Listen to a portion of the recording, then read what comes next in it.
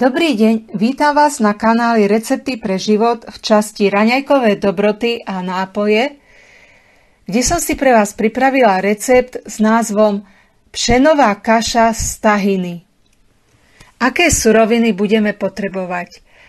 2,5 decilitra sojového alebo ovseného mlieka, 2 polievkové lyžice instantnej pšenovej kaše, 1 polievkovú lyžicu sušených hrozienok, 1 polievkovú lyžicu vlašských orechov, 6 až 8 kusov sušených sliviek, 1 polievkovú lyžicu mletých slnečnicových semienok, 1 polievkovú lyžicu mletého maku, 1 polievkovú lyžicu ľanového oleja a 1 polievkovú lyžicu tahiny sezamovej pasty s medom. A ako to urobíme, to sú suroviny na 1 porciu. V kastroliku zahrajeme mlieko na 80 stupňov Celzia a nalejeme ho do misky. Pridáme k nemu pšenovú kašu a zamiešame.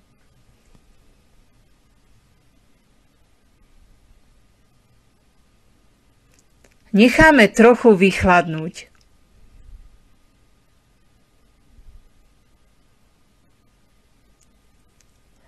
Postupne primiešame všetky suroviny,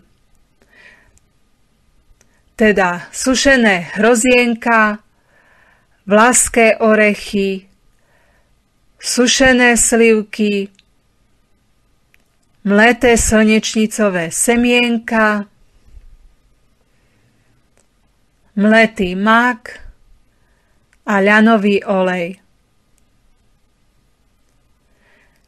Úplne nakoniec pridáme tahiny pastu. A kaša je hotová.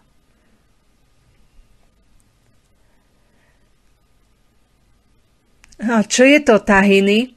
Tahiny obsahuje to isté, čo sezamové semienka.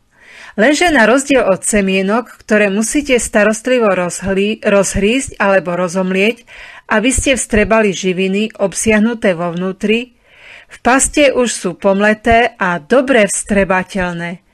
Tahiny pasta je bohatá na vápnik, horčík a fosfor, teda minerály nevyhnutné ako prevencia proti osteoporóze a pre zdravie zubov.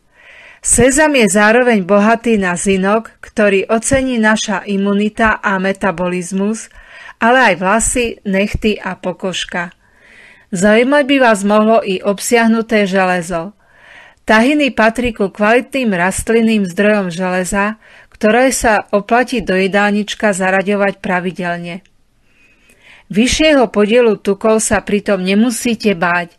Sezamová pasta obsahuje mono- a polynenasýtené mastné kyseliny, ktoré sa radia medzi tie dobré a nášmu kardiovaskulárnemu systému prospievajú.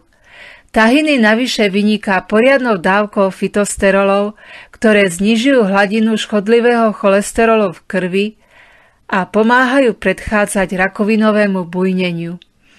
Pred oxidačným stresom potom bunky chránia aj obsiahnuté antioxidanty. Ďakujem vám za pozretie celého videa, za zdieľanie, za lajky a komentáre. Dovidenia.